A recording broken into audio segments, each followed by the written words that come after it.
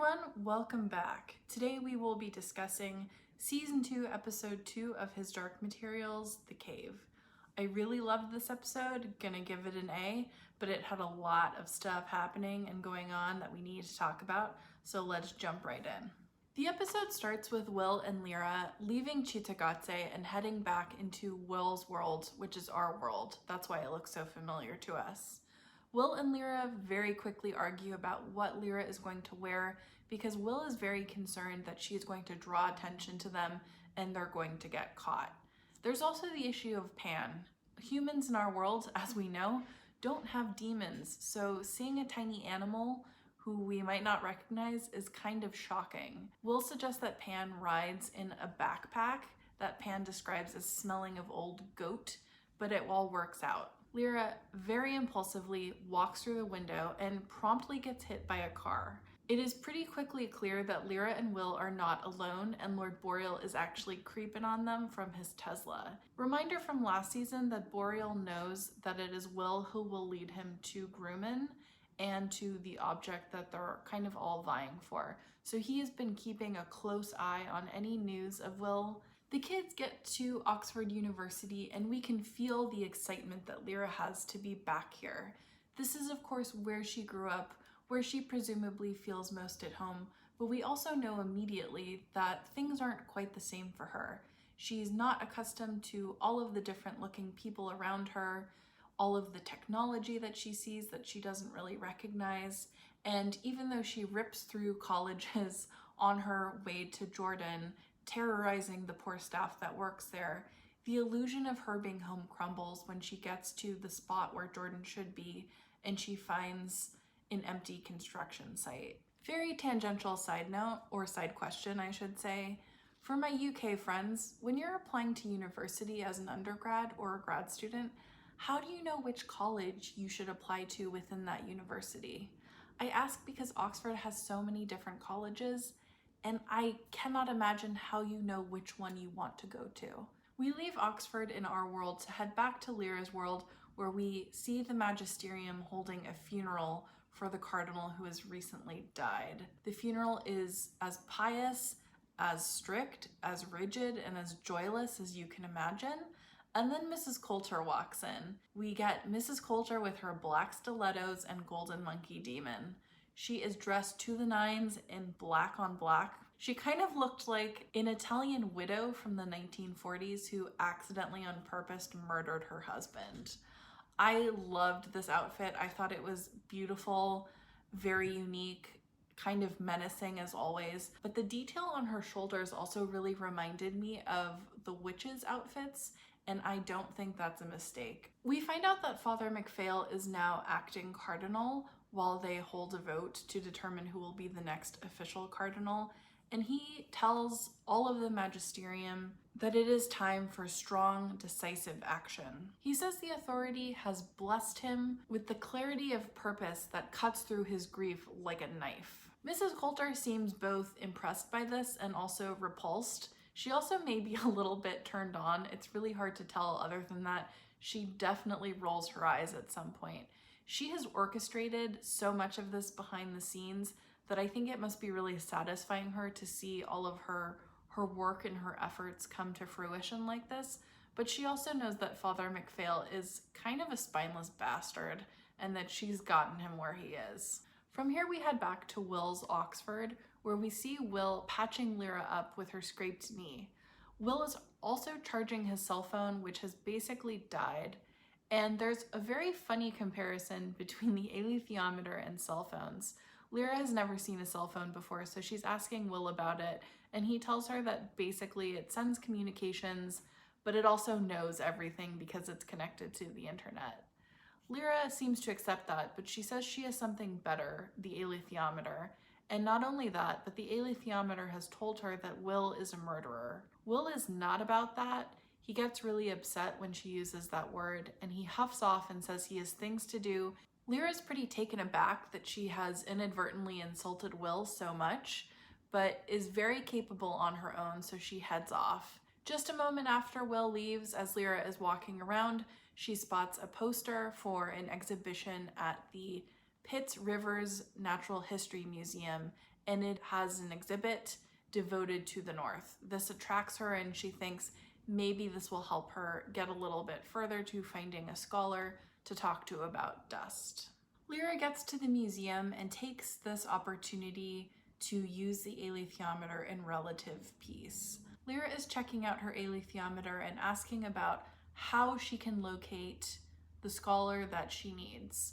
The alethiometer tells her that the scholar will be associated with St. Peter's College, something that I kind of chuckled about because, of course, St. Peter is the bedrock of the church in Christianity. Beyond that, though, the alethiometer mentions that Lira really needs to focus on helping Will find his father. This is something that really takes her aback because she says, "I thought he was supposed to be helping us."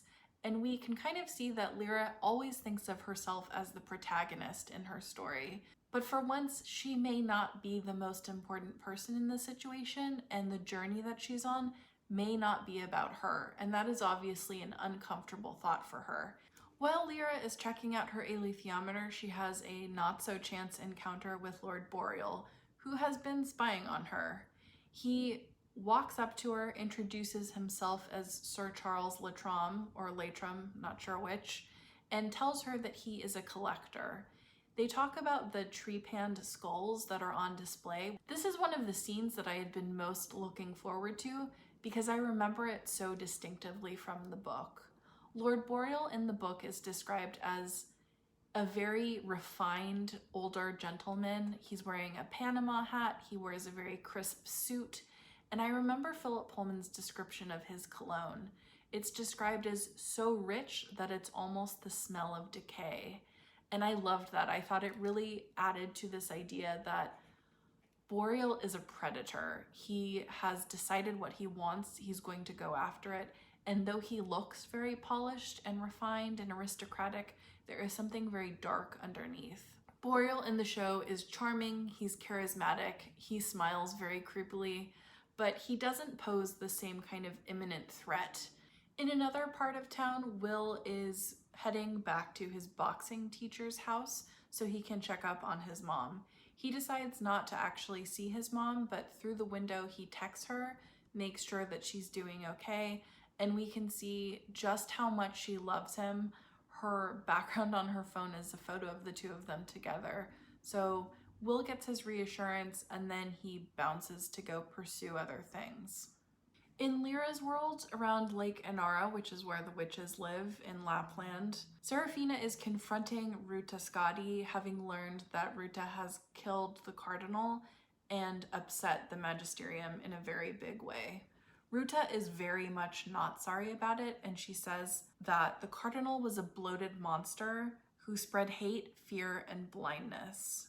Serafina says that they can't get caught up in this cycle of feudal revenge, and that they really need to focus their efforts on the prophecy and Lira.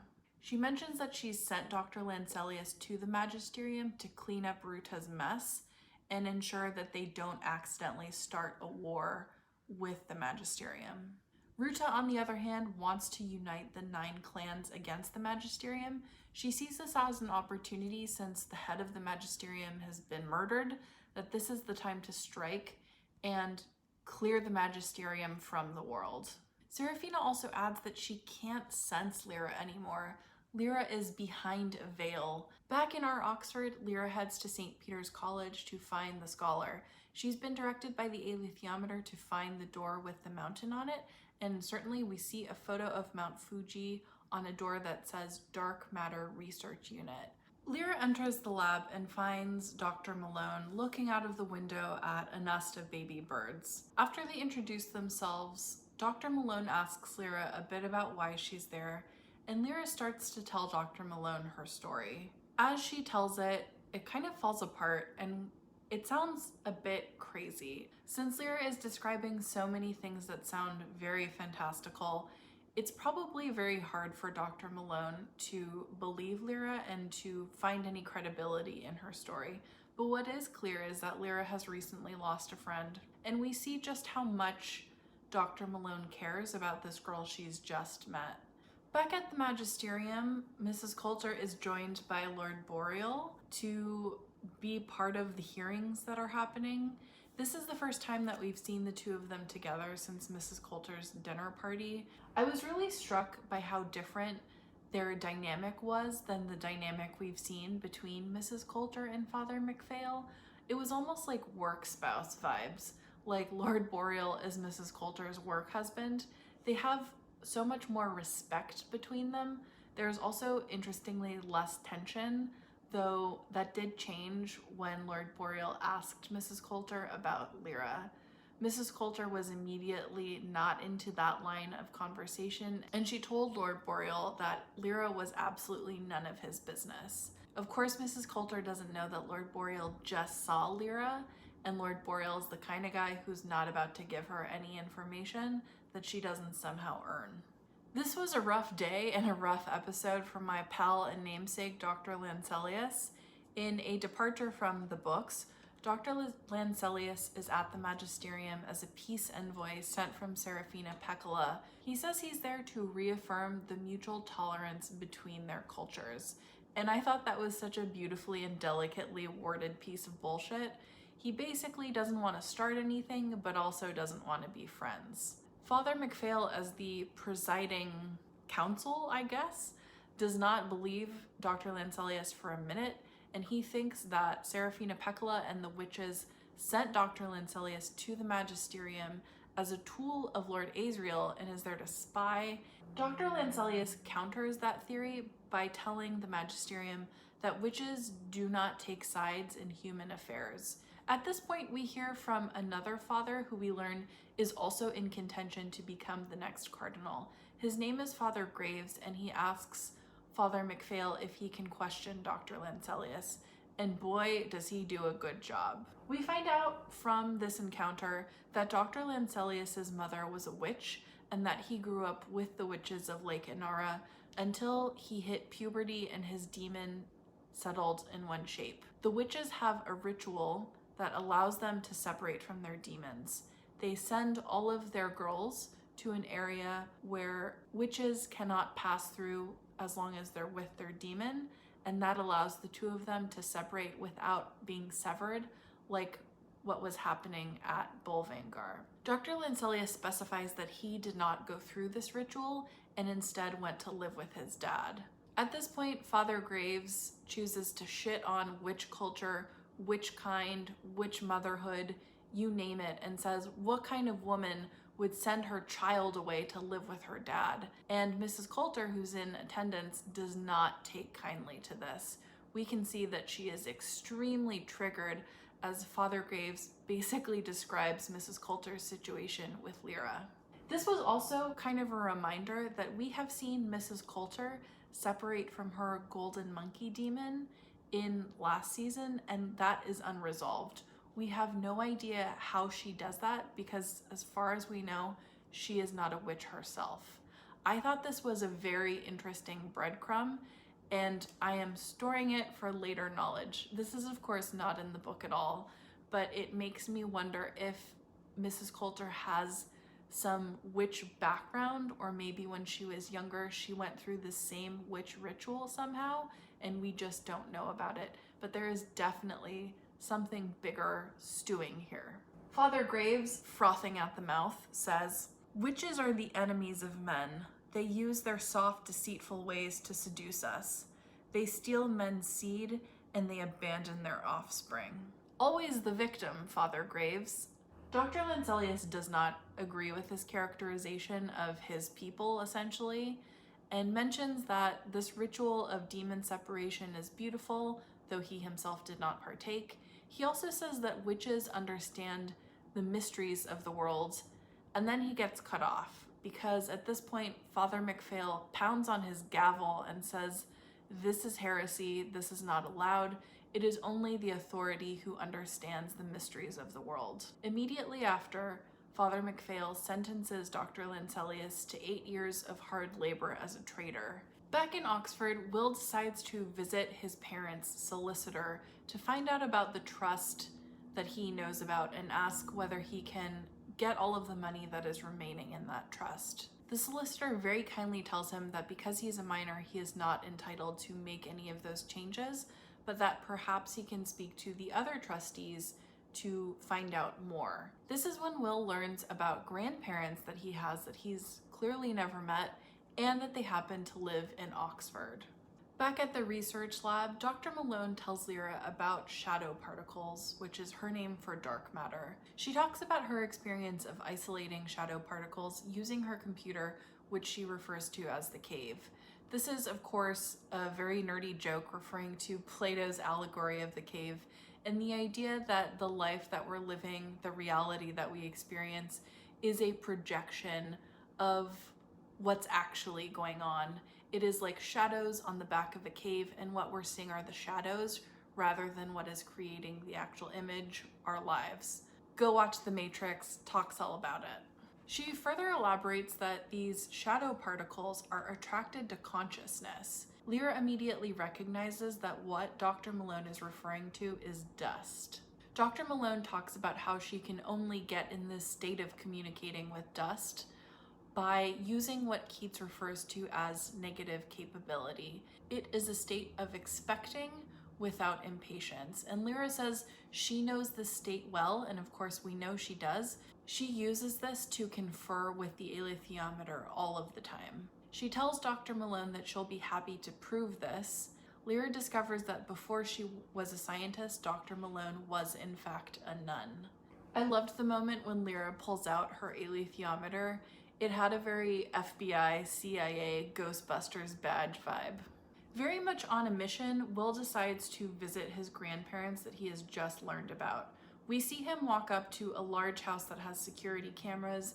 There is an adorable picture of Will with his father, John Perry. Will asks them why he hasn't met them before, and they kind of allude to a falling out they had with Elaine when John Perry disappeared some 14 or so years before. Words were said. When Will brings up the trust, we can hear Will's grandfather say something about how he knew that Elaine must have sent him for money, and we get the impression that Will's grandparents don't think too much about Elaine. The grandfather flies off into a huff, leaves, and we're left with Will and his grandma.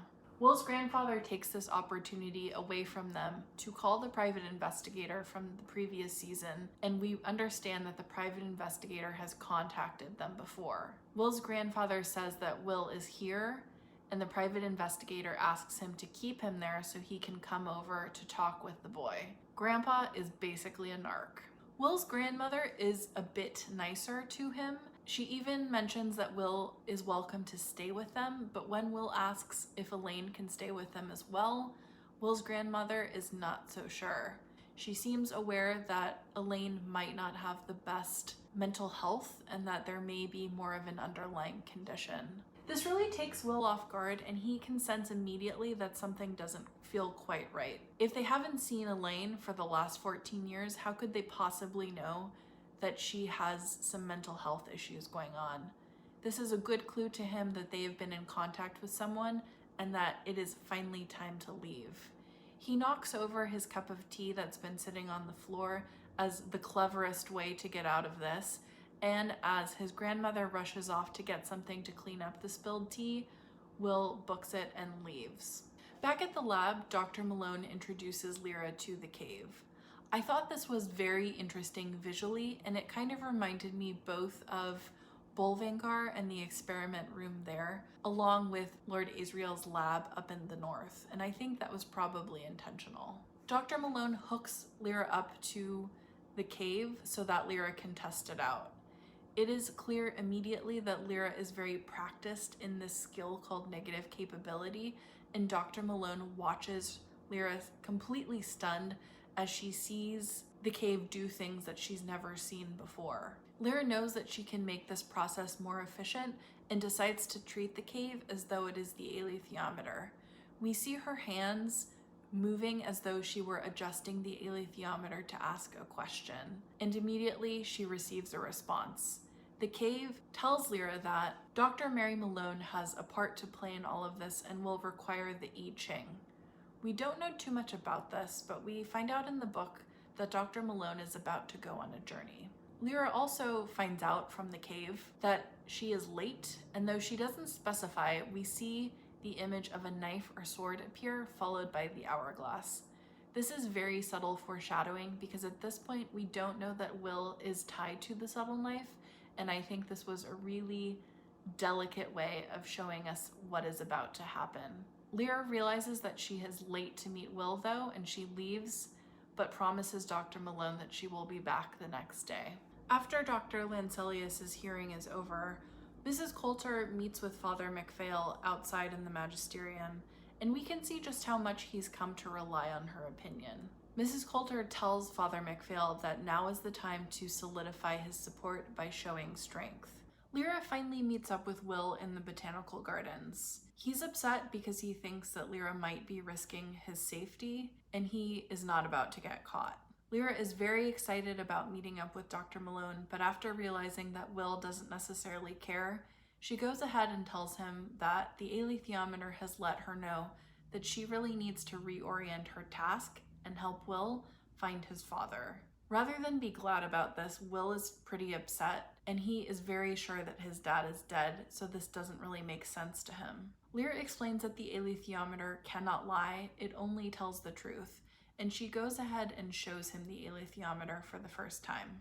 Will then tells Lira the story of what really happened with Thomas, the fact that these men had been bothering Elaine, and that he feels absolutely terrible about what happened. It's clear that Will is plagued by these events. Lira promises Will her loyalty and says that she will never betray him. At this point, Will says, "I'm going to have to leave her, aren't I? Just like my dad did."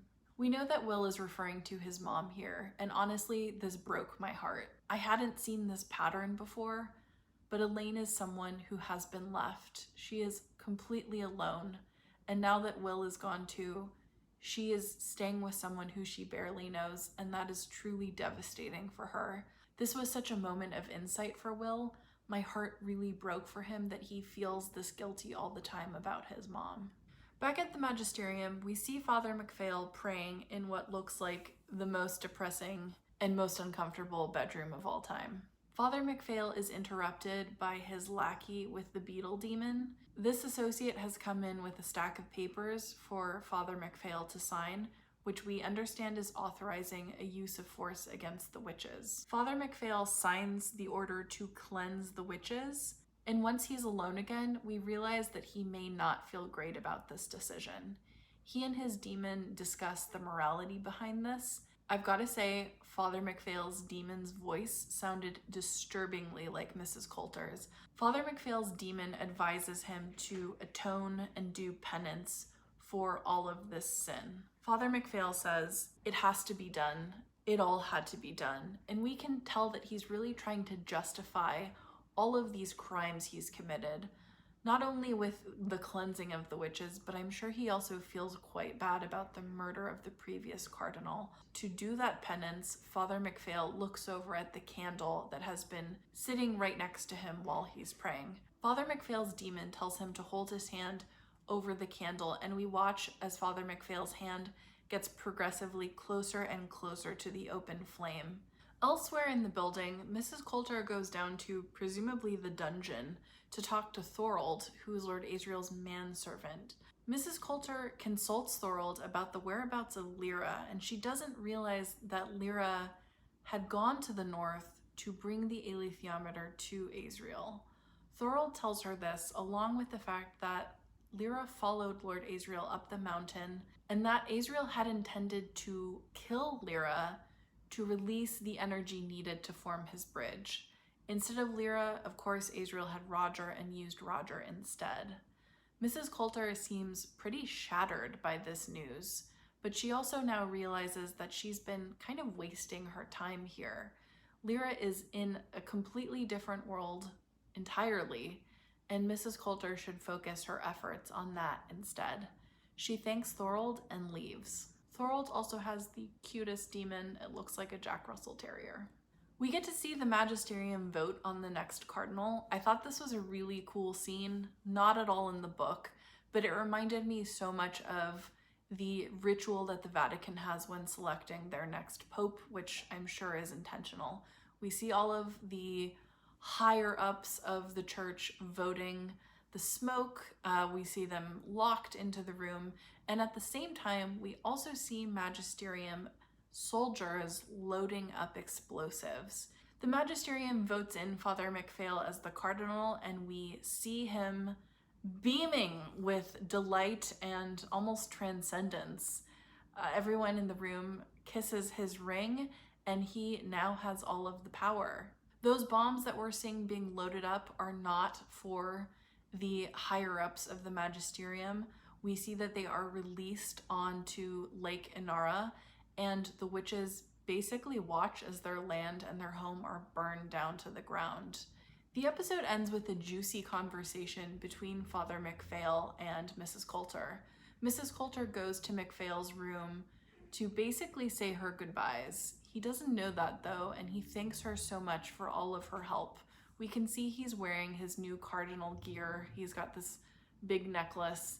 She says that he has absolutely no reason to thank her, that she was just doing what she needed to do.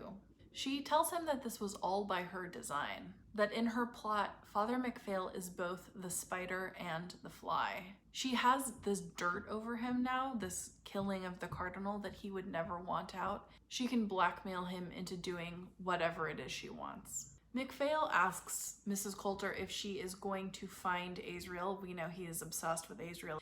And she scoffs at that and says that she is looking for something so much bigger and more important. What she doesn't say is that something is Lira. She leaves and says, "Good luck, Hugh," which somehow, though it is his name, feels like a slap in the face. Here he's just become cardinal, the head of this institution, and she can't even give him the respect of using that new title. She calls him by his first name. She walks out, head held high, the golden monkey demon looking especially lustrous with his fur as they leave, and it seems like this chapter of her life is probably over. MacPhail is left standing alone, wondering what he's going to do next. He realizes that so much of his success is bound to the woman who is leaving, and he's going to have to put on his big boy pants and figure it out. Just some quick parting thoughts. As I said, I really loved this episode. It had so much good stuff in it. I also love that we finally get to meet Dr. Malone. I love that Lira has her in her life now. And what really impressed me about this episode was how much was original to the show. The show has really taken a departure away from the books while still staying pretty faithful to the source material. And I think that makes the show so much stronger. I am continually delighted by all of the new things we get to learn about this world that I think is so rich and so beautiful and interesting. For everyone in the US, I wish you a very safe and happy and healthy Thanksgiving. See everyone next time.